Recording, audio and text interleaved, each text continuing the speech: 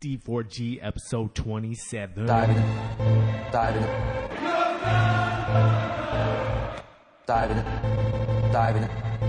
What do you think it's called?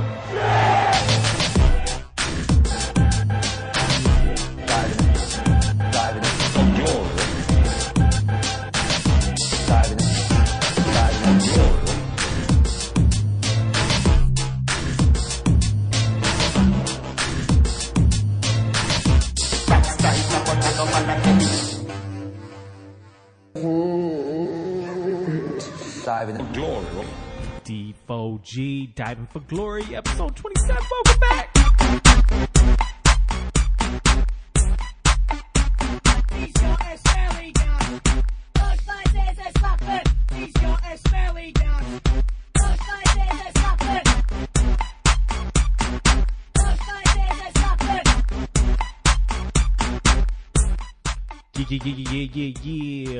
What it do? Welcome back. Diving for Glory, season 2, episode 27. I'm your host, Mr. Pep, of course, Yola, with my man, Sir Solomon. What it do? Yay. This week, man, we got what some would consider the biggest game in the English game, which is United hosting Liverpool. We're going to look at Barcelona hosting Sevilla, as well as Fiorentina hosting Inter, and the joy that was the Carabao Cup. Don't forget, big league reviews as well. We're going to touch on a little bit of Europa. We're going to talk about the double Clasico. It's not many times you get 2 Clasicos in a week, but that is what's going to happen. And as always, our prestigious and egregious D4G award section, as well as upcoming games. Diving for Glory, man, posts every Monday on iTunes, even though it's Tuesday today, but it happens sometimes. YouTube, divingforglory.com, and iTunes. Also hitting you with Thursday episodes following Champions League games. And we are getting down to the nitty gritty there. Second round next week, I believe. Second match day of the round of 16 next week. Diving for Glory at Facebook and Twitter. Follow, hashtag, subscribe, do all that. Hit us on iTunes. Please rate us how you feel. We're going to get it on. All right? Just cook. Jersey tuck, boots, lace, diving for glory. Let's go.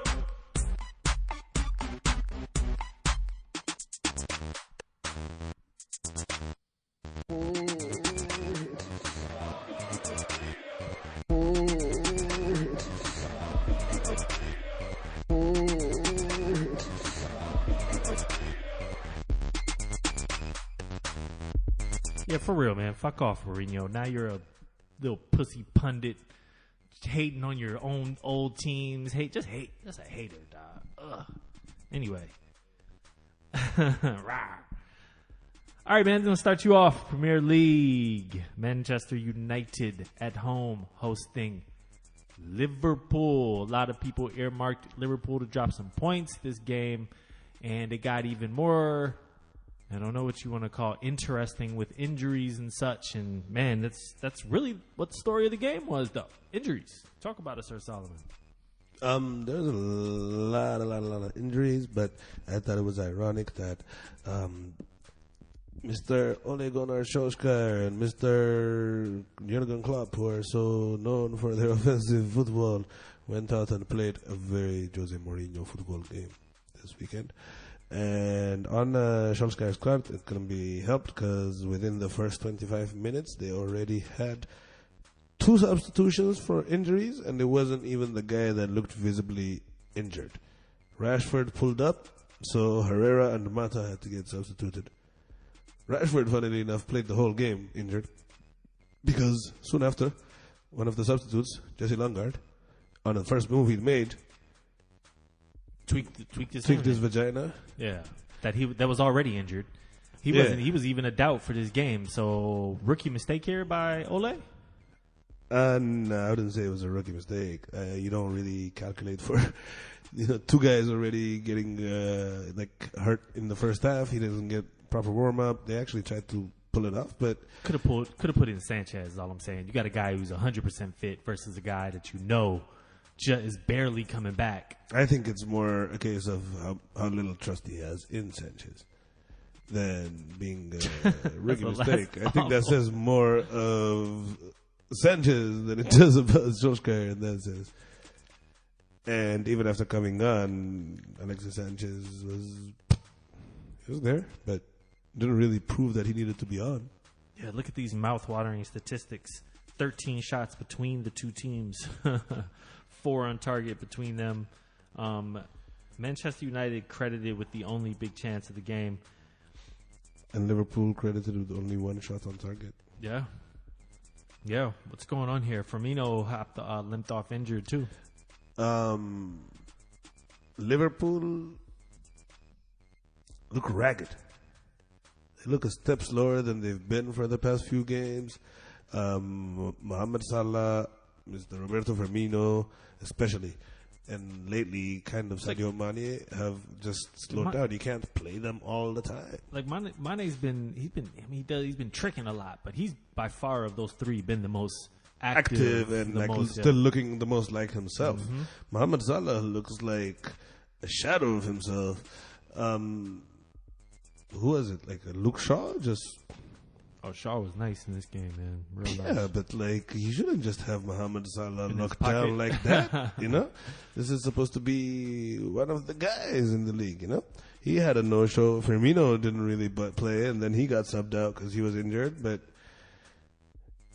I thought it was a very big opportunity for Liverpool, but especially the having no cover for the front 3 is beginning to show because they look slower. I thought when they got Shaqiri that was to have some sort of rotation for the wing players, especially for Mohamed Salah and Sadio Mane.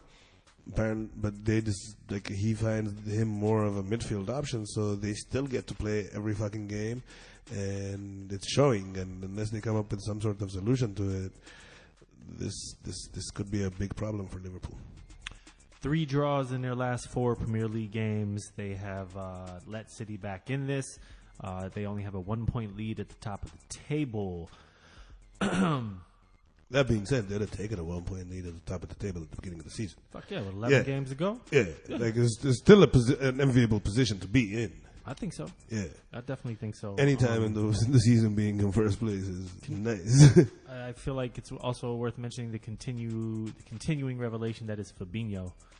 That dude is nice for them, man. That's why I was calling out for him from the beginning of the season. The guy's an excellent player. When Bakayoko got sold to Chelsea, and I told you this, Fabinho was the guy that everybody was hype about. Mm-hmm. And he stayed there for a year. And I guess when Klopp benched him, everybody said, oh, I guess he must relearn football. Klopp benched him long enough to make it seem like he was one of his findings. If he walked into the team, then he's just a guy that got put. Yeah. But if you sit him for 2 months, then it look like you coached him up. I also liked Lukaku in this game. I thought Lukaku showed a lot of effort. On Liverpool's side, I thought that Gini Wijnaldum, it was really... He didn't have much to work with, but I thought he put in a lot of good work. But Romelu Lukaku's running? Yeah. He was a beast. He basically had to occupy the wing with Rashford being limited, and he did a decent job, man. He threw a couple nice crosses in there. He had the pass of the game, in my opinion. In my opinion, if you want to play Romelu Lukaku, I think that out of the 2, he should be the one that occupies the wing because he's much better when he has a distance between him and the defender. And Rashford can work in smaller spaces. Rashford can play on the wing too because he's fast, but I think that he's a clinical finisher, whereas Lukaku can just, kick the ball and just burn guys out on the outside and then just square a ball. I think they got it wrong with always just assuming that Romelu Lukaku should be the 9 if he plays. Yeah. Well, interesting. So, like you said, and we talked about, this certainly looked more out of the page of Mourinho. But to that point, it's not like they were totally inept when they got the ball. Like, there's just a difference there when United gets the ball. I mean, United, it couldn't be helped. Like, Marcus Rashford was clearly injured in this game. Yep. And when Mata got substituted, Pereira came in and actually did a really, really good job. Did not look like he was a weakness for Manchester United. And that impressed me Alexis Sanchez, like I mentioned earlier, was kind of a zero. Like, nothing bad, but he didn't do anything either, you know? But Paul Pogba was making moves, very wasteful. 3 years left on Alexis's contract. Damn. Remember Fred? Yeah, dude. Like, okay. Question. You're talking about like Alexis Sanchez not starting. Scott McTominay has, like, if they don't have Matic, then it's him. Like, Fred doesn't even get a game for this. Doesn't even come in as a sub. Nah, he gets zero. Zero. Hey, no doubt. Ole. Positive result here for United when it's all said and done. You take a point off the top of the table. Yes? Yeah, especially with 4 injured players, like, in the game. during the game. And that's not even counting Martial, who couldn't play. Yeah, Martial, Valencia is out, is out, Rojo's out. Yeah. Matic wasn't there. Yep. Yeah. Matic not being there was actually very helpful to them, because even though Scott McTominay might not be as good a tackler and stuff, he covers more ground. So him and Pereira really worked, and they just shut down that middle a lot, you know? Yep. Well, as mentioned, Liverpool sit top of the table, 1 point clear of Manchester City. Man United actually fall here, but, still right on the tails of Arsenal, only a point out of the top 4. Who's your man of the match in a 0-0? Yeah, there's a lot of nobody. Allison made the save of the game. I mean, I don't even... He made the save of the game. Fabinho. Yeah, fair. I think that, like the holding and the connecting he's doing is really good, but the rest of the team didn't really play that well. But if I had to give it to somebody, I'd give it to Fabinho. No doubt. All right, let's move along to La Liga, where Barcelona look to maintain their lead on top of the table, hosting fellow top 4 team Sevilla, who's been in a bit of a typical up and down. They're in a down spate of their up and down season. But that's not how this game started off, is it? Yeah, Sevilla's very up and down, but in Barca, we're not trying to maintain their lead. Barca as a team were trying to give up their lead, and Messi was trying to extend it. That's what was happening, because the game started, and I know this is going to sound funny, but within 20 minutes, off of a Messi turnover, they broke, and Jesus Navas gets the party started. This dude never scores. He never scores, so you know they're going to lose when he does. First goal of the year, by the way. Yep. And he never really shoots either, though, so it's not like he's trying to score. But within a minute, Messi scores one of the best volleys I've seen in a while and ties it up. A little later in the game, another uncharacteristic turnover, this time by Sergio Busquets, whose main job is not to turn over the ball, leads to a second goal. Again, Messi cancels it out. 2-1 at half, and Valverde makes 2 halftime substitutions. Brings in Sergio Roberto for Nelson Semedo and Dembele for Arturo Vidal. Arturo Vidal has largely been a failure. Absolutely. Like, there's no reason for him to play. It's a weird signing, I thought. Yes. As much as more of the internet laughed about the... Kevin Prince. That makes more sense than this. Yeah. The Kevin Prince is... Yeah, you need a striker who's doesn't really expect to play that much, who can just fill in when you need. Yeah. So you get that. Yeah, and he's alone, and they're not going to pick up the option. Even if they did, it was going to be $8 million. Yeah. Like, it's fine. Yep. But this guy brings nothing. He's not made for this system. I could see him be useful for some teams, but like not here. Okay. So Valverde makes tactical substitutions here. Does this change much for Barcelona? Yeah. Nelson Semedo is the better option in terms of defending, whereas Sergio Roberto is awesome going forward. So this was kind of an indication of what they plan to do. And again, when you take out Arturo Vidal, that means you're bringing Coutinho back into the midfield, and you're bringing Dembele in to play up front. So these are both very forward-thinking moves, and they did. It took about 20 minutes, and then that guy again, man. Mama, it's that man again. I was just gonna say, Mama, there goes that man. That dude came, and Messi 2-2. Off an assist from Dembele. Yeah. Is that dude the heir apparent for you? I don't think there is an heir apparent. Well, I mean, you know. You're one of a kind. Best you can. Yeah. I mean, but if you get good players around and Dembele is around when Messi leaves, I think that he's an excellent piece to have. He's like, I'm not upset that Barca didn't get Mbappe. That's how good I think Dembele is. He's still 20. They still got a chance to get him. but what I'm saying is, like, if it was between the two of them and you didn't get Mbappe because they got Dembele, I'm fine with that. Like, he's really nice, and I don't think that Mbappe would look this good if he was in Barcelona either. That's interesting. What makes you say that? Because Messi finishes those shits. Like, much bigger players than him have looked lesser in that team. You know what I'm saying? Like, Neymar included. He is basically second fiddle to a guy that was playing second fiddle to Messi. Yeah, no doubt. You know? And even by stats, he hasn't even beat Neymar's stats yet. No, he hasn't. You know, like, so, yeah, he'd be fine, but he's not. Dembele is about the same level right now. Like, over the summer, we could have disagreed. Yeah. But right now, like, Dembele's stats are fucking killer. Both of them on that French team. World Cup champions. Coutinho comes off, and Messi puts his game in the bag. 85th minute. 3-2. Coutinho's looking more and more like he's cooked. He's done. Like he's done in that fucking place. Might as well get the money, do something well with it, do something smart with it. He just doesn't fit.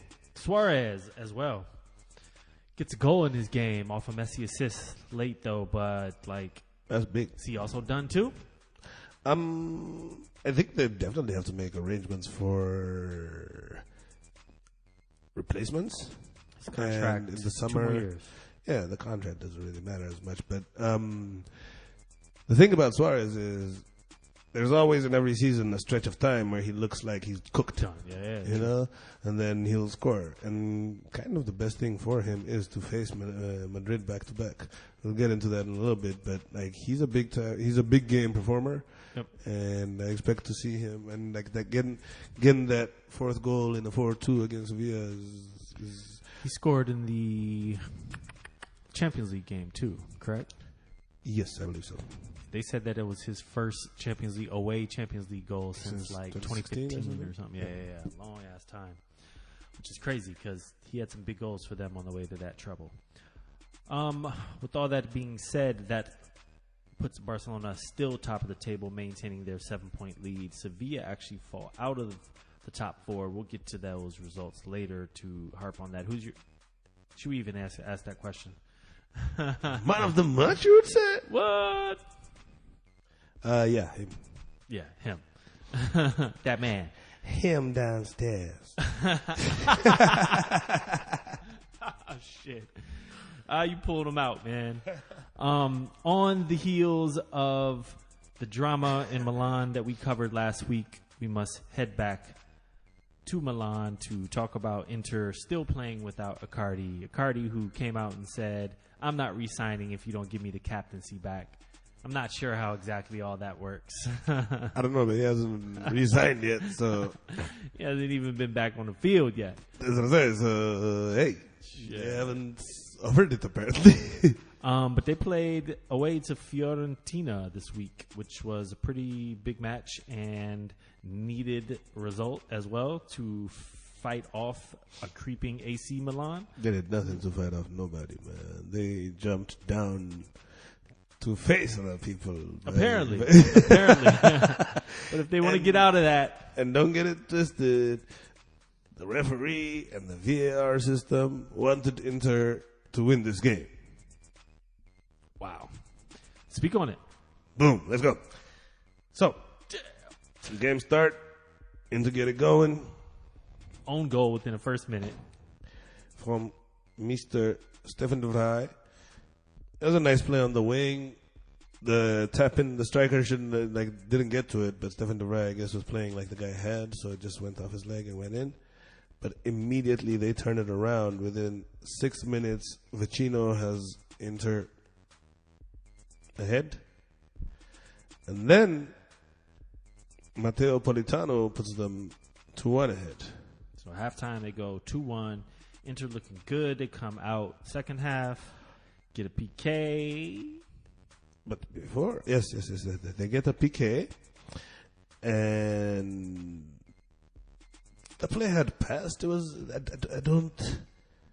If we're stopping football for these kind of plays, that's one thing. But then Fiorentina, which Ivan Perisic goes on to make, and it goes to 3-1. But then Fiorentina get their own goal taken back that they had scored. And your thought on it? It was bullshit. You got pulled back for... It was like a foul 2.5 minutes before the goal. Yeah. And I hate that shit, dude. And it wasn't even a foul. It was a frivolous, whenever there are crosses or something, if you just call it every time, then it's like somebody in the posting up in basketball. And we've been talking about VAR obviously a lot because most of the leagues adopted it this year. And the thing, like we said, I just think they need more parameters. Like they need to say, like if you're saying, oh, this is if you're gonna replay a goal, or you're gonna look at a goal, which I think all goals should be looked at. It should just be what's involved here, not what happened 20 yards back. And just have a sign off. Like when is it? Like 3 seconds? Yeah. Like exactly. You can only look back so far. What defines egregious? Like when we're watching a football game, and I understand when you're watching an NFL football game, there's a lot of stoppages so they can make things work. But you know what's challengeable. You know what's replayable. Like it's very tactical, right? Yep. Why isn't there a guy in a booth that knows exactly with rules, like, oh shit, if that happens, I immediately have to do this, rewind 6 seconds and see what I can do in that thing. Like I even to the point where you got one of the things that I've been thinking about is you'll see the offside called. Like for example, in the Chelsea City game, I think Eden Hazard got called for an offside. I'm not sure he was, but he was about to be one-on-one with the keeper. And it's like, in that scenario, that scenario, I feel like you got to let that go. They've been given then VAR it. That part, though, they've been given the order to do that. Okay. That's the referee's individual error during the game, but that's been that's why on Twitter, if you were reading all these pundits, Gary Lineker and stuff, they're like, what the fuck?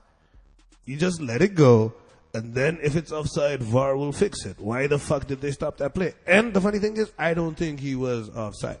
I don't think he was either. That's what I'm saying. It got called, it was it. Yeah, they got robbed. The game didn't shit, but they got robbed. But anyways, not to be deterred, Fiorentina, through wonder signing from Valencia, Mr. Luis Muriel, score a spectacular free kick from outside the box, curves it perfectly, and then in the 110th minute of the game, or 101st minute of the game. That is because the VAR takes so long to check they had to add this much time to additional the fucking 7 minutes game. And then an extra 5 minutes past the extra 7 minutes. Because they were debating whether it was a penalty or not. And then Jordan Virtut makes it 3-3. Extremely entertaining game, but the outcome is exactly what I thought the Italian version of VAR would look like. Man. Fiorentina, a lot more active in this game, even though with less possession, but not a lot on target. Inter clinical with what they did have. Man, a point here. Are either team happy about that point? No. Fiorentina feel robbed and Inter didn't play well, so neither team should really feel, But Fiorentina, in terms of performance, should really feel happy with what they did. They could have really beaten Inter. Yeah, absolutely. Inter stay a little bit above AC, as we will cover a little bit later. Who would be your man of the match here? Muriel. No doubt. All right. let's move along because we love drama on D4G, as we always say. Drama for glory. Another 0-0 game. Damn, get 2-0. But this one is unique. It wasn't a 0-0 game that had a lot of goals later. It did. It went down to penalties. Chelsea and Manchester City at Wembley Stadium for the Carabao Cup, EFL Cup final. This is City as the defending champion. Chelsea and Maurizio Sarri going for his first trophy ever. And we end up with a 0-0 draw. But, man, this is an intense game. This is an active game. A very intense game, and a game that is kind of full of irony because Maurizio Sarri never adjusts. Maurizio Sarri adjusted. Chelsea can't withhold Man City. Chelsea withhold Man City. But at the end of the game, Chelsea come away looking embarrassed. Looking like a fucking Mickey Mouse club. Even though in football they accomplished more than people thought they would. Yeah, so give your take on his adjustment. So he throws Hazard as the false 9. He starts Barkley. Yeah. Instead of Kovacic. And didn't do the high press as much, so they kind of sat across. Like it was more like a 4-5-1. And the break looked way more potent with Hazard up front. So are we the idiots here? All this time we're like, man, he needs to get a 9 so we can move Hazard back to the like. They didn't score a goal in 120 minutes. Like what was the success? You know, like not being down 4-0 in 25 minutes. I don't know. I mean, what I'm saying is like from an offensive perspective, I think that Sarri didn't care whether Hazard was a good number 9 or not. He was just so worried about looking so bad that he was like, okay, you can stand there. We'll use the extra body to defend. And that's what they needed to do in this particular game. So it worked to a certain level. And then like later they lost. So is there any chance that we're being too hard on Sarri as far as like, is this squad accomplishing about at the level of who they are? Are they who they, are they a 5th, 6th place team? So any of the top 6 teams, Arsenal seems to like regularly every season get about 2 really embarrassing results. But outside of that, if you're going to get 6 dropped on you in a big game in front of 1 billion people in the world, yeah, it's fair. Yeah, for sure. You're on the seat, just like, you know how you have the heated seats in cars? Somebody just pressed that button. Your seat just got hot, dude. At around 4, it's like, and then like by the time you get to 6, you're sitting in like flames, like this guy, and he's a moron. Like we see in this game later. So before we even get to that, City unable to unlock Chelsea. And any individual players here stand out? No. Fernandinho's missed. But awful. More than that, like awful. The team kind of looked a little slower, and Chelsea was was willing to sit back a lot, and they couldn't unlock them, like a final should be in Wembley to a certain level, but. Thought Rudiger was the man. He was nice. He's proved like you've been high on him. He's definitely he's a monster. Like he just shuts down a big amount of space. He's physical, man. He'll box you out. He'll make the good tackle. Speed like he's too. Really, speed he's too. Fast. He's really good. Yeah. So they got that dude running things. Well, let's just fast forward. Fuck it. So we get to the end of the second extra time. And it's still Kepa has been acting like he's hurt every once in a while, trying to waste time like a good Spanish goalkeeper should. Absolutely, man. We're just trying to get to. He just got 6 dropped on him by the same team 10 days ago or something. So he's just like, yo, let's just get out of here. And then Sarri decides maybe he's injured. Or maybe this is when I'm going to be the smart, tricky little guy. Yeah, because and make what's his face? Willy Caballero. Yeah. So Sarri wanted to bring on his Willy. I believe he was the goalie in a penalty shootout earlier this year for them that they won, and for I believe City's I victory refuse to last think year that. I refuse to against think Leicester that City. Sarri had this knowledge. I don't think so. I think he just. I'm gonna bring in my better keeper. I'm gonna show them my Willie. Kepa did not appreciate the Willie. It was a weird scene. Though. It was just a weird scene. It was By weird, you mean unheard of and maybe one of the most confusing scenes you've seen during a soccer game? Yes. I mean, like Sarri almost like marched off the out of the. It was like first off, so he tells away. Kepa to come off. Kepa was like, "Nah, I'm good." He was like, "No, come." He's like, "No, I'm fucking good. I'm not getting subbed out." And then Zola comes and he's like, "Yo, you gonna come out?" And he's like, "Nah, I'm gonna stay here." Which, at this point, Sarri should personally run onto the field and punch him in his face and pull him out of the field. There were even some of the other Chelsea players were even like, "Dude." Yeah, Luis came and talked to him and he's like, "Dude, don't worry about it. I got this."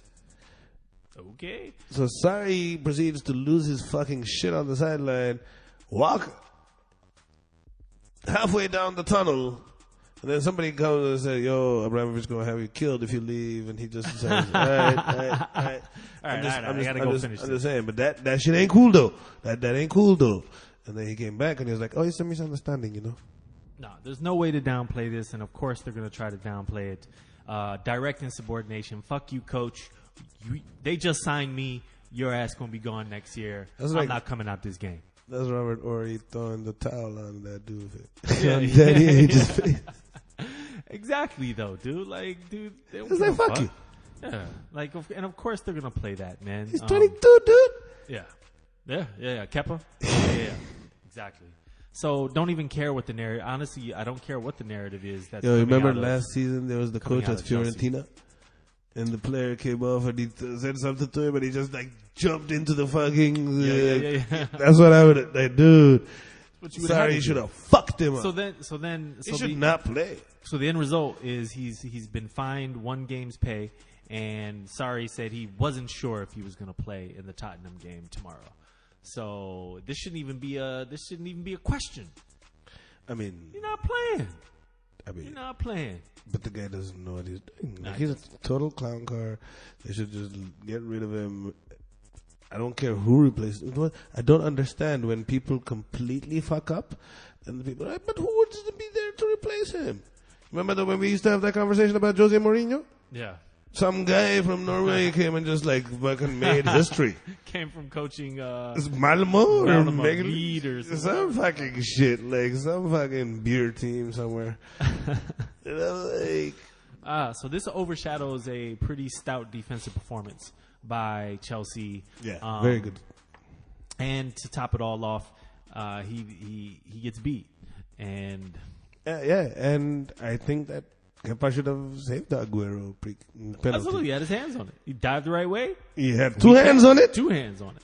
and maybe he should have been subbed if you don't make that stuff. So who missed it was David Luiz hit the post. And First one was missed, wasn't it? No, it wasn't David Luiz on the first one. David Luiz. It was definitely wasn't Hazard. Wasn't. I want to say Barkley. It is beach. Oh, it's Jorginho. No, with his little Oh, yeah. hoppity hop pussy at. He did a pass back. Dude, that was you know how Jorginho breaks all the records for passes? That was one of them. That's one of them. A fucking 10-yard, slow ass, non-creative, just roll where the midfielder would have to come run 3 steps to get it. Like the goalkeeper almost had to like kneel on one leg and just like The little hop that he did before was awful, man. Awful. Awesome and awful. dude, that guy is. He's the visualization of the impotence of Sarri ball. It will be fascinating to see what happens to him or what they do with him. I would, at this point, once Sarri's gone. I think that if, like, for example, a team plays a 4-2-3-1, and there's 3 creative people, and you have Kante running around, and like he can plug a lot of those holes. Yeah, for sure. You know, like he can play actually multiple positions in that. You know, but in this shit, I asked you before. I don't remember the answer though. What was really the difference between him and Cesc? he doesn't make a creative. Like his passes are very much sideways and some zero passes. He does a lot of backwards passes. Even the guys in the midfield that he passes to aren't going to be like super creators, like take the ball and. All right, PlayStation time. He only has X. He only makes the X passes. Right. Cesc has the triangle, the through pass, the Yep. pass where the runner is coming from the side, and Yep. Cesc makes the pass that doesn't even look like it's going to that guy, and they just meet somewhere. Yep. Jorginho has nothing that even... He has the cross-field lob, but Cesc's in the deep, through pass is one of the best you've ever seen. Yeah. Okay. Who would be your man of the match for this? I want to say Kante, man. He balled. He balled. Oh, yeah. He balled the fuck out. For sure. Absolutely. No arguments there. All right. City. Champions. Yeah. Woo-hoo. Take their first title, man. Paid with a Question, heavy price. question, Injury question. to Laporte and Fernandinho. Sure. Question. Major shit, man. If you're Chelsea, is getting to a fucking League Cup final worth it if you're this embarrassed coming out of it, even with a good performance?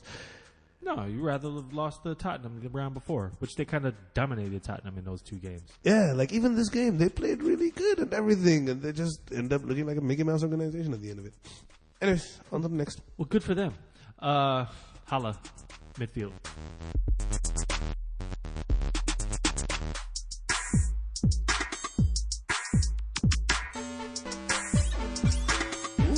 What was this? What was this? What was this? What was this? What was this? What was this? It was really good, Jim. It was really good. Really good. What was this? Word up. Let's move along to EPL review. And that would consist of, we already talked about the United Liverpool game. We will get you started here. Watford fucking crushed Cardiff. Put 5 on them boys. Oh, yeah. Cardiff is pissed off and claiming that the referee apologized to Neil Warnock on a penalty that he should have given. But It didn't matter. fuck out of here. De La Feu, man, went off 3 goals and assists in this game. First Watford Premier League assist. Really? Not for De La Feu, Damn. for Watford. For Watford. Holy shit. Wow. They have a very, Rich history. very unique way of playing. They're not looking for a hat trick. Nah. For a black hat. West Ham at home hosting Fulham. And the hand of God made an appearance in this game. Yeah, West Ham pulled it off. Nice moves. It was actually, it was not that great of a performance, but more importantly, on the 76th minute, slow clap, Manuel Lanzini comes back from injury.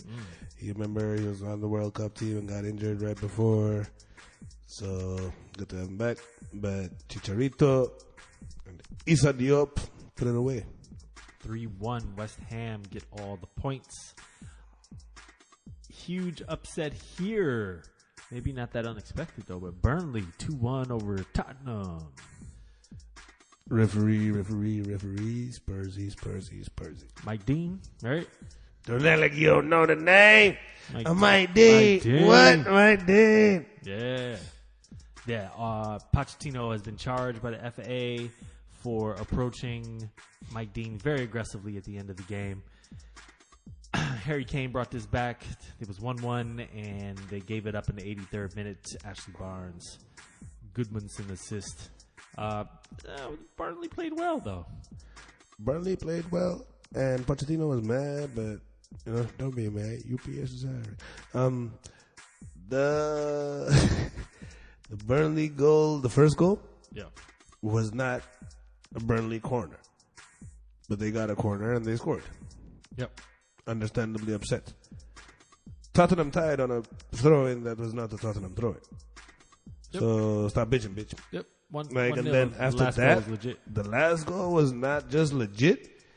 it was a really nice play by Burnley, and it was really, really shit defense by your boys. So you need to run the fuck back into the locker room and talk to them. Yep.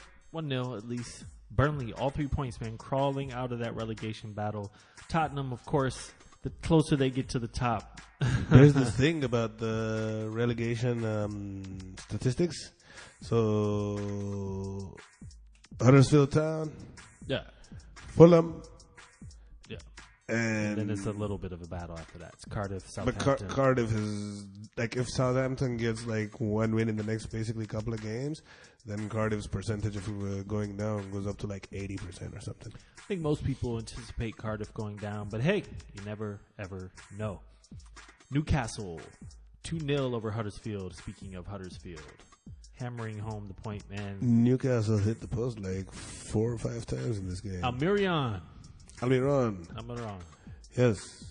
What do I think of Almiron? Atlanta FC. I just signed him to my fantasy team Oh, for a shit. little midweek run out. I mean, you don't see, it's Huddersfield, but you don't see motherfucking Newcastle put up 29 total shots. Dude, they were 12 on running all over the target. place. Dude, like, and look at the first half. 4 They had hit 16 Woodward. in the first half with 7 on target, 23 shots in the box. Yeah. 7 corner kicks in the first half. With all that being said, to be fair, Huddersfield, Tommy Smith got sent off 20th minute, straight red, deserved. Yeah. And that was a wrap. Newcastle doing But they the had thing. already hit the post 2 times by the time the dude got sent off. Set off, yeah. Yeah, Huddersfield waiting their marching orders back to the championship. Bournemouth hosting Wolves. Wolves save a point here with a kind of late goal, and then Joshua King actually misses a penalty after that to take all 3 points. Yes, indeed. Tough out 85th there. minute miss. He comes off the woodwork. But Wolves were kind of due to kind of drop a couple of points, and they've got it out of the way. Word up. Moving along, Leicester City seemed to be in a bit of a free fall, at least on my fucking pick'em league. Damn it, Crystal Palace. so I didn't- guess you didn't picked see them. This, yes, I did. I didn't see Crystal Palace putting up 4 on them. Damn.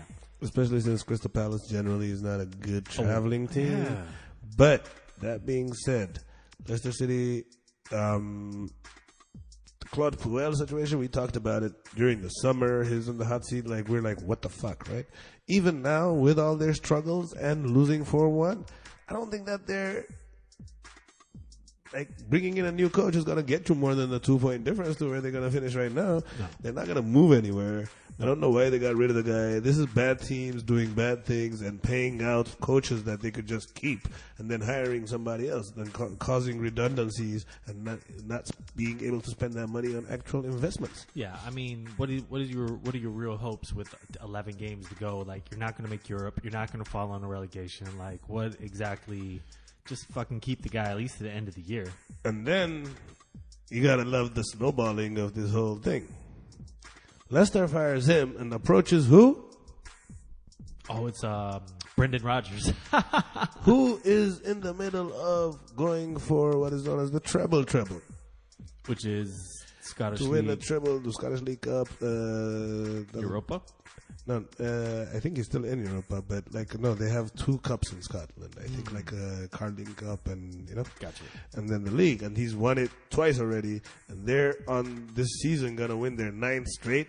So everybody kind of expected that he was only there for a certain amount of time, and they would be probably leaving in the summer. Brendan Rodgers is gonna leave now. Yeah, it's like fun. And they 10 might, games to go. he might actually fuck their season. Yeah. That's Brendan Rodgers, man. Ambition is always going to trump passion. You know, it's like, oh, loyalty, this, and it's like, nah, come over here. No. Dude, to go to Leicester, I know. He's just desperate to get back in. Where else is he going to go? you're going to get back out real quick, though. I agree. Okay. I agree.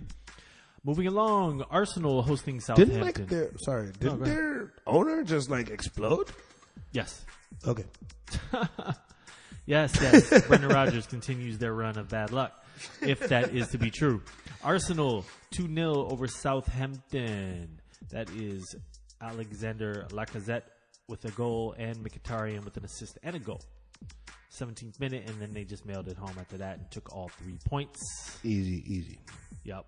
So, top of the Premier League looks like Liverpool 66, Man City 65, Tottenham 60. So there's still a decent race going on here. Tottenham dark horse shit, but nobody really thinks it. Coming into the games. 6 points, though. That ain't bad. Coming into the games, if Manchester United had beaten Liverpool and Tottenham had won against Burnley, Tottenham would have finished the weekend being in total control of their destiny as far as winning the Premier League would be. Because they play against City, they play against Liverpool. They would have, if they won out, they would have been the champions. Amazing, but that's in an alternate universe. And they didn't even wait for us to have this discussion. This could have been a whole segment. Shit. But Pochettino's like, no gracias. Yeah, no. Arsenal, 4th place, 53 points. They are a point up on Manchester United, who are 2 points up on 6th place Chelsea. All right, moving along. Hit you off with the other top 4 European leagues. Start you as we always do in La Liga. Big matches here, no full review. And we already mentioned Sevilla, Barcelona. And we'll hit you off with Valencia with the 1-1 draw to Leganes. They drop points, as it seems like everybody does to Leganes. Yeah, Leganes is organized, not very explosive, but they will get you to play their style of football and slow you down. I think they've taken points off off Barca and Real. I think so. Yeah. I think and then like last year they beat Real in the Copa. Yep. Yeah. Yep. All right. Atletico Madrid 2-0 over Villarreal. And this is coming off their midweek win. Well, yeah, their midweek win over Juventus. Alvaro Morata hits the board in this game. Yes. Mr. Morata comes on. Starts, scores, but this is more about Mr. Griezmann and how he runs things. That team is looking good. Atleti. Nothing cured them as much as playing Juve, because since then, that game and this game, they're looking very much like Atleti. Levante hosting Real Madrid. We got 2 red cards in this game, and Madrid sneak away here with a 2-1 victory. Gareth Bale, 78th minute penalty. Yes, and I think both penalties were VAR penalties. And they were not what you would call... Frustrations would seem to boil over. 86th minute Nacho Fernandez red card, followed by an 88th minute Ruben Rochina red card on the other side. And, man, all 3 points, though, to Gareth Real Bale Madrid. Clearly unhappy with his teammates. He's not happy. He scored his penalty. He came off the bench for Karim Benzema, who scored the first penalty. What is he unhappy with his teammates for? Because they talking shit about him on the papers. Good. Okay. So Lucas Vasquez comes up trying to celebrate with him. He just takes his hand and brushes it off. And just Oh, wow. It's dramatical. Yes, I love it. Like I said, good shit. Internal combustion. I love it. With all that being said, though, Real Madrid still remain 3rd place. Barcelona, top of the table, 57 points, 7 points up on 2nd place Atletico Madrid, who are 2 points up on Real Madrid, and then the gap has gotten wider as Getafe actually moves into 4th place ahead of Sevilla, and Alaves still sit 6th place, followed by Betis. Alaves level on points with Sevilla. Mm-hmm. Yeah. So, that is your La Liga review. Let's hit you off with Italy Serie A matches. We are looking at our boy Piatek getting it cracking in the second half. Robocop. What? 3-0. Yeah, man. Piatek doing his thing. Milan's been. They're not even. They were eking out wins earlier this year, man. They're on it, man. Yeah, we kind of touched up on this last week, and watching Gattuso's growth from game to game basically has been pretty impressive, and how the team reacts to him. And in this particular game, they're balling out.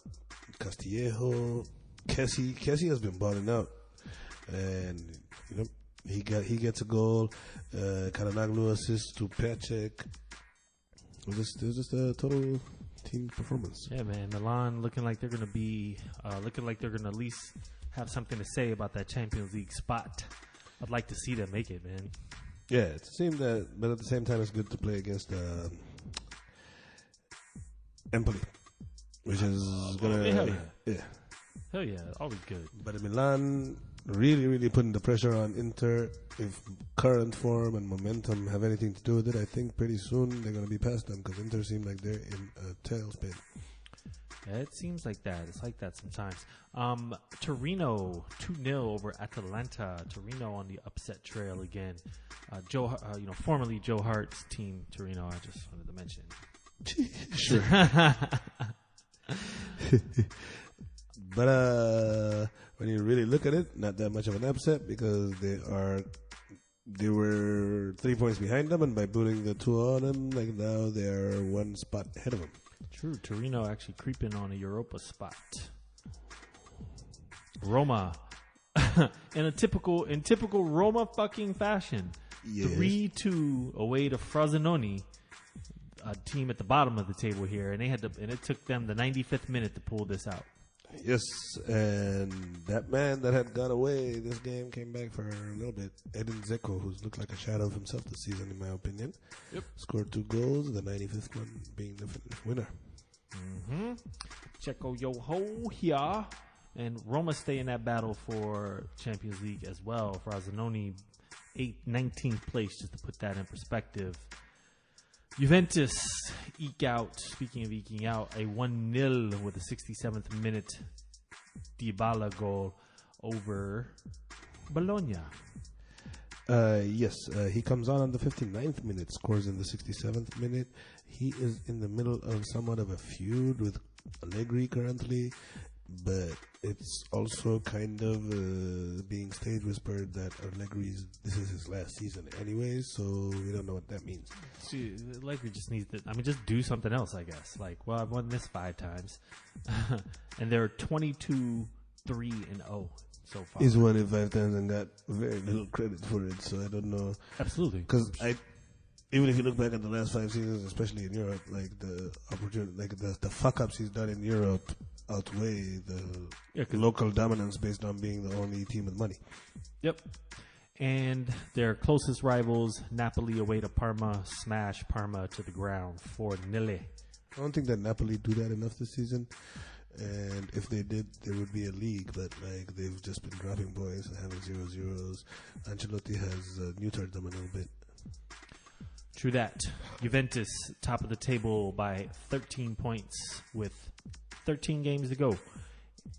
Napoli, second place. They have 9 points ahead of Inter, and then it gets interesting. Inter, Milan, Roma, Lazio. Well, actually, Inter, Milan, Inter, AC, Roma, all within 3 points of each other. That looks like it could be a fun little battle coming down the stretch. Indeed, and if you look at the goals against, Inter's is the lowest, which is with their 15 goals. With their 20 goals against. But it is, watch that number, because they're about to get lit up a lot by a lot of teams. Like, that team looks like there needs to be some management change. There needs to be a tough person in the locker room, because their egos have got in the way of success. Getting litty out there. All right, moving along from Serie A, hit you over to Bundesliga. Some interesting results going on here. Bayern pull out the 1-0 over Hertha. This was a struggle for Bayern. 62nd minute goal by Avi Martinez. Yep. Gets them through all 3 points. At that point, they're even with Borussia Dortmund at the top of the table. And they are increasing their gap on Borussia Mönchengladbach, who got their ass whooped at home 3-0 by upstart Wolfsburg. Whoops. Whoopsie days. Wolfsburg sitting 5th, man. They were in the relegation playoff last year. Yeah. Also, Borussia Dortmund barely pulling out a 3-2 here That was a fun game. over Bayer Leverkusen. Yeah, fun game against a good opponent. They barely pulled it out, the 3-2, but Bayern, even after the loss, is still in second place, in the 7th place, and they're doing good this season.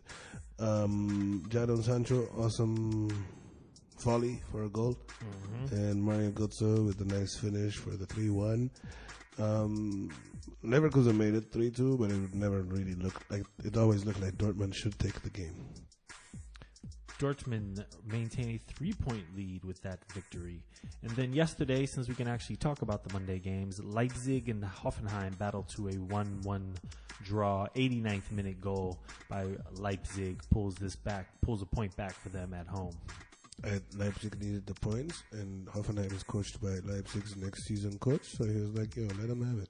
Yeah, let him get that point, man. I need to be in Champions League. Yeah, like, dude, come on. Hey, fuck y'all. Soccer's so crazy with that, man.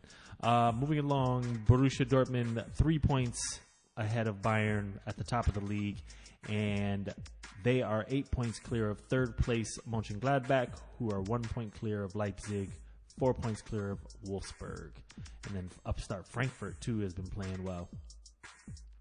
So a little tightness here around these Europa spots in the Bundesliga. All right. Last and always, certainly least, Ligue 1. All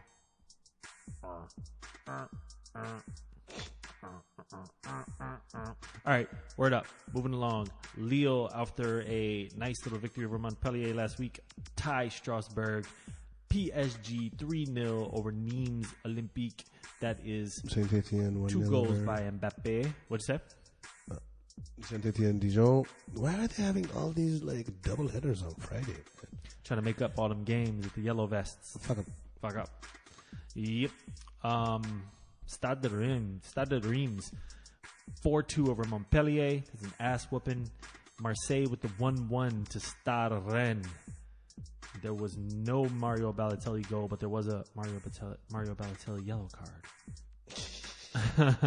And the watch continues.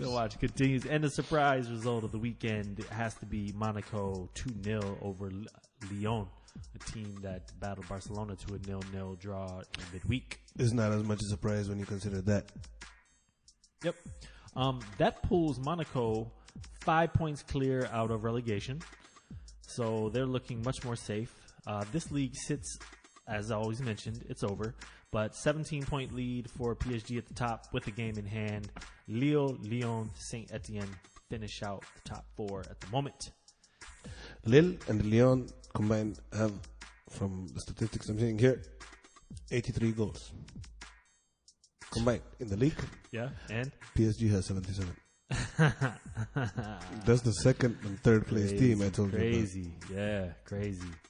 Yeah, man. Moving along, Big Four. We're gonna hit you up with some Europa results because they move fast in Europa. The round of 32 is over. They've already finished that, and they are on their way to round of 16. And you had some interesting results here. Chelsea progressing, Inter progressing, Stade Rennes beating Real Betis 3-1. Salzburg progressing, Napoli progressing, Frankfurt beating Shakhtar 4-1. That's a nice little victory for them. And we were wrong. Celtic just got put out of Europa. Valencia saw to that. Almost relegated Villarreal. They're already, I think, out of it before they played the game. Before that. Almost relegated in La Liga. Villarreal move to the next round of the Europa with a 1-1 draw at home to Sporting Lisbon, yes? Yeah, Sporting Lisbon. The Sporting. Sporting. Betis, the only Spanish team that got knocked out.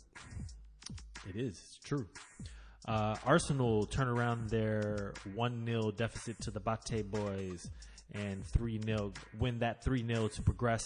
And Zenit St. Petersburg with the most awesome entrance ever to a game. Put it on Fenerbahce 3-1. It does take a serious interest to intimidate a Turkish team into giving up a goal in the first 4 minutes. Yeah. And they had no chance after the fireworks. Sevilla also move ahead. They played a Wednesday game, which was weird, but 2-0 over Lazio, and so they progress. So interesting matchups for the second, in my opinion, for the second round. Look like Frankfurt Inter. I like that. Napoli Salzburg. Like that. And then who does Arsenal play? Stade Rennes. Word up. And then Chelsea had Dinamo Kiev. Dinamo Zagreb, Benfica. Yeah. That's Another good. one, yeah. Sevilla, Slava Prague. Man, that's impressive. Dude, Villarreal, we're going to see how much fight they have in them when they go to Zenit. Because Zenit, we just saw that entrance. Yeah. One of those teams will be playing in the final 8. How big is it for Arsenal or Chelsea? One of these teams needs to, if they have hopes of Champions League, probably needs to. I don't think either one can. I think that they don't have the maturity of like Sevilla or... to me, if you look at this list of teams, I would say I'd give Sevilla, followed by maybe Napoli, and then Chelsea, then Arsenal. But even if you look at Benfica, the way they've been playing, if they catch some fire, they're very difficult. Zenit can be a difficult opponent. There is not a team that stands out. Yeah, I don't even think. But I'm just choosing. Is going to be a walk in the park. Oh, not even a little bit. I just think Sevilla, based on experience. Yep. Even though they're up and down, this is a team that definitely has some players that's been through this competition. They're not up and down in the Europa usually. Yep. All right. Moving along, man. Forwards.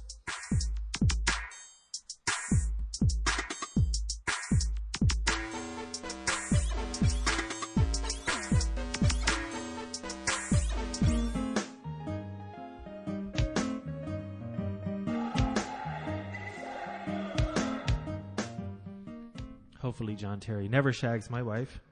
But moving along, I'll just avoid wives. And John Terry's. All right, man. Very rarely in life do you get a week that has 2 Clásicos. But this is what we have this week. We need to look at that. Absolutely. Barca, Real Madrid, back-to-back games. Copa del Rey, followed by in the midweek, followed by the La Liga matchup, final one of the season. How do you play either of these games different? Is one more important than the other? Do you say fuck it, fuck the Copa del Rey? I mean, what do you do here? If you look at Barca, the way they play and what the team does, there's not that many moves they can do. To me, in midfield, the question is, are they going to play Carlos Elena, who has come into the midfield and shown real promise, or are they going to fuck around with the Arturo Vidal situation? It's a 1-1, right? Coming after the first leg. Yes. Yeah. And Dembele is back, so that gives them a selection headache of the good kind with Coutinho, and Arthur is returned, so we shall to training, so we shall see. Umtiti came back last week. He was supposed to hold things down, but the defense didn't look that good. But with time, he'll get better. I think Barca is coming to more health. So the other thing to consider here is that both of these teams have very crucial Champions League matchups the following week. So it's like no rest for the weary. Is Messi going to play all 3 games here? 90 minutes? Probably. And I don't think that it's that. If you're the coach, you're the coach. Let's just say that you can tell Messi what to do. Yeah. Like, what would you do? Probably sit him out of the Copa.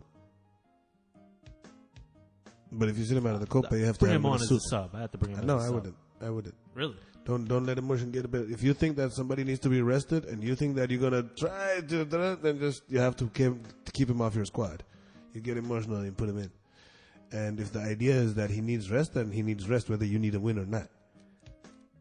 I agree. No, I totally agree. I'd rather him I'd not put him in a suit in the fucking stand. Even with it being Real Madrid, that's tough. But that's what I'm saying. I think that he will play all three. You asked what I would. No. I know. I'm just saying, like, that's a crazy. The stakes are high. Really play tough. them, but I think that Barca's record in the Copa is way more dominant than Real's. I think that the fact that they beat Real in La Liga 5-1 without Messi in this season, and the fact that even if Real were to go on and win the Copa del Rey, they're still plenty behind Barca in Copa del Rey titles. I would have sat him and then played him in back-to-back games, but I have a feeling he's going to play all the games. So, kind of like what we just saw. This is at the Bernabeu, the league game. Kind of like what we just saw with Chelsea and Manchester City having. Both are, aren't they? Are they? I'm not sure, but to see both teams so soon, and like you said, on the heels of that 5-1, like the Copa game has the very big chance of like influencing the weekend's game. Like, just like as far as result is concerned. That's always the case when you're playing against each other in back-to-back games. Like the bad blood never gets enough time to, kind of quiet down. So the second game is usually like that. But two games that are guaranteed intensity anyways, So what about Real Madrid on the flip side? We talked about Messi. Like, what do they do? Because they have, from their perspective, they're kind of out of the league. I guess they could be more interested in Copa, but they have a very tough, in my opinion, they have a pretty tough task ahead for Champions League following. And they really care about Europe, of course. So any specific rotations that they should be looking at here, or? I don't even really particularly know what the team for Real Madrid as a regular is these days, because like the guy, but I think Vinicius is definitely going to be starting both games. He's 19 or 18 and they're becoming really dependent on him. Now the big question is, what do they do with Benzema? Because Benzema has been playing a lot. He's been carrying this team. Yep. And in the Bale came off the bench for him in the weekend. What Solari decides to do should be interesting, but we'll see. Word up. Fun. Cannot wait. Double Classico. Let's go. Awards. D4G. Prestigious and egregious dude of the week goes to Lionel Messi. For his 3 goals, 1 assist. Yes, and also for the first goal being one of the best volleys I've ever seen, and the third goal being one of the cheekiest chips, and just a total dominant performance. Neither of which get our goal of the week, because that goes to, out of more than anything, empathy and sympathy for the points that were lost, I shall give it to a spectacular goal in its own right, Luis Muriel for Fiorentina against Inter. Wicked free kick. The curve on it, the speed on it, the distance was spectacular. Still not as good as the Messi goal, but it's the best human thing I saw. No doubt. Upcoming, man, there's a busy week ahead of us. Just to mention, Coppa d'Italia, Lazio hosting AC, Fiorentina hosting Atalanta. Yeah, that's right. Fiorentina, Atalanta tomorrow. On the weekend, though, you will see Lazio hosting Roma, and you will see Napoli hosting Juventus in Serie A. Any hope here for Napoli? It's at home. They can win the game, but that don't mean nothing. It don't, other than ending their undefeated. Juventus win this game undefeated? Sure. At this point, it doesn't mean. Like, it just shows more and more how shit that league is, man. Like, somebody needs to beat them. But I think that we mentioned this before, even when Napoli was in second place last season. AC Milan getting their shit together, or Inter Milan getting their shit together, is the way that Juventus is going to be tested. None of these small-ass Mickey Mouse teams are going to come close. No doubt. Mickey Mouse getting plenty of pub today on Diving for Glory. That's the whole league in Italy. And also, that's what they exported. Mauricio Sarri. Also, yes, I was going to say, also Chelsea. That's what I'm saying. Where did he come from? No doubt. Mickey. Topolino, they call him in Italy. Topolino? Yeah. just so you know. As mentioned, we got Classico on Saturday. One game that I earmarked, like, upper table game for La Liga is Betis hosting Getafe. Yes, that should be a big game. Both of them hovering. And Betis has got some big scalps, but also their defense is always skeptical. I mean, not good. Not good. I'm well spoken. Bundesliga, Mönchengladbach hosting Bayern. This could be a big game for Dortmund. And Liverpool. Oh, no, they don't play this week. No, next week. Yeah. Oh, no, maybe they don't. I think that, they play the week after. Yeah. Forget about that. Yeah. But definitely a big game for Dortmund. If you can get to Bayern, it has to be with speed, and we'll see how they do it. Because if not, if you do a sit back against a sit back, they're going to fuck you up. They'll find a way to score a couple. Word up. And then some big matches in Premier League. You get this week, you get Everton, Liverpool, Chelsea, Tottenham, and Tottenham, Arsenal. All because we have midweek games for EPL. That's a lot of... Those are big matches, man. It's on, man. It's quick bum time around the corner. Everton will feel hard-pressed, feel like they owe Liverpool a little something. It's already a derby game. But after the dropping Jordan 3 points to Divock Origi... The fucking Jordan Pickford fuck-up years. So Tottenham here, they come out. How you feel?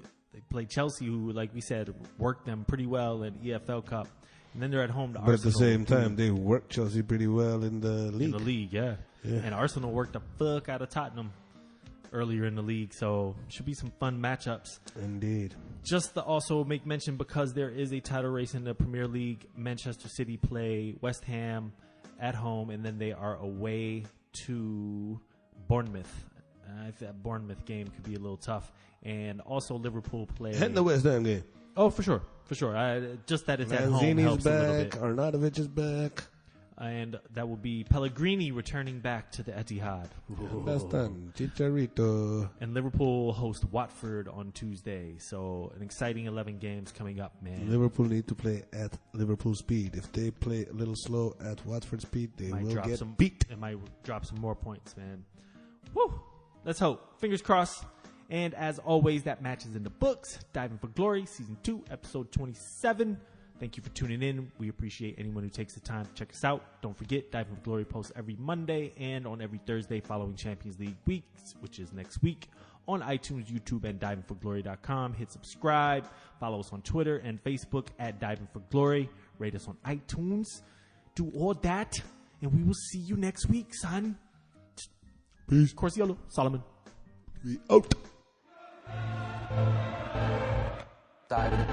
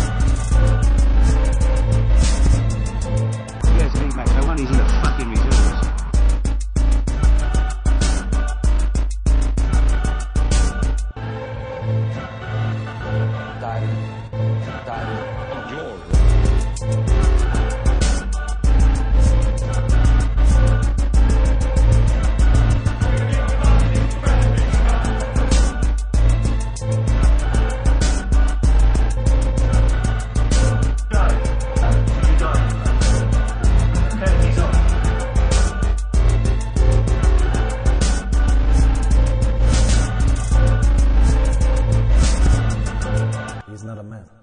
There's nothing more to say. Diving. Glory.